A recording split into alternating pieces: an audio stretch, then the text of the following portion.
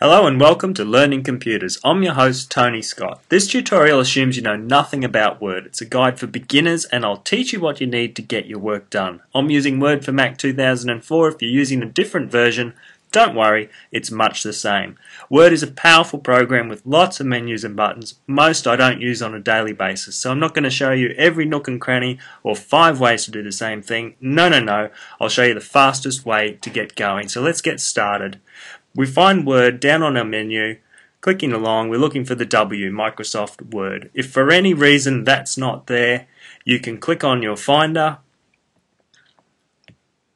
and go to Applications, scroll down to Office, Microsoft Office, and we've got Word there. Double click on that and we're going to start up the program. Just close that. Okay, we're presented with this screen. The default is already picked Word document. We're just going to click Open for now. That brings up a blank document. By clicking in the title bar here on the grey area, anywhere where there's not a button or a word, we can move this window around just by clicking and dragging. By hitting the plus button, it's going to maximize or fill the screen. By hitting again, it'll come back to where it was. The minimize button's a bit scary. It looks like it disappeared. Where did my work go? It's down here on the menu bar with the W on it. Click on it again and it's back. A lot of people hit that by accident and think they lost everything. Down here in the bottom corner you can click here and resize that window. Moving around on the window, you can click and drag on this blue bar to scroll up and down the page.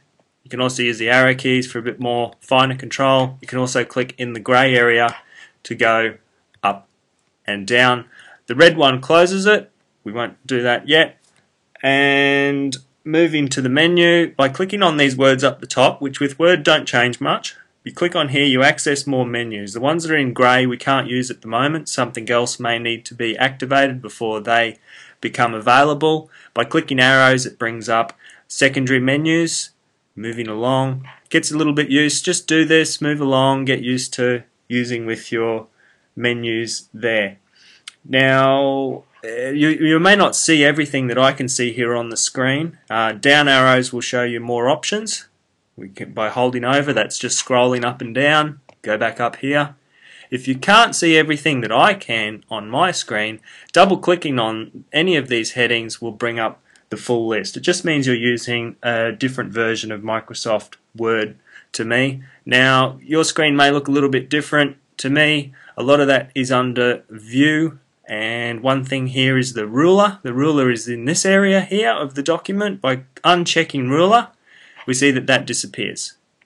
We'll also View, and this is where the toolbars are. Now the toolbars are, we just click off the menu. The toolbars are all these little boxes here, and if you don't know what any of these mean, just move the cursor, hold it over, and what comes up is a tooltip. So that one tells us a web page preview. I don't know, I never use that one.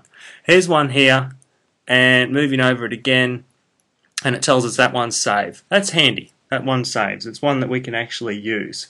You can get rid of these toolbars by clicking on the red box, and they will just disappear. They'll go away. If you want to bring them back, so let's say we uncheck this one and it's gone, we can go to View, Toolbars, and that one was called the formatting. So if we click here again, it's back again. And to make Word look a whole lot simpler, you can get rid of all of these. And it now looks a lot easier. Formatting palette, get rid of him. And now Word looks a whole lot easier, doesn't it? So to get any of those back, it's View, Toolbars. We had the standard one. We had the formatting one. We also had the drawing one. Show you some fancy things with that later on. Not in this lesson, in another one. And we've done screen tips. And exiting Word. That's about all there is to it. Word, quit Word. It's going to ask us to save normally if we typed anything, but we didn't. And that's it for this lesson.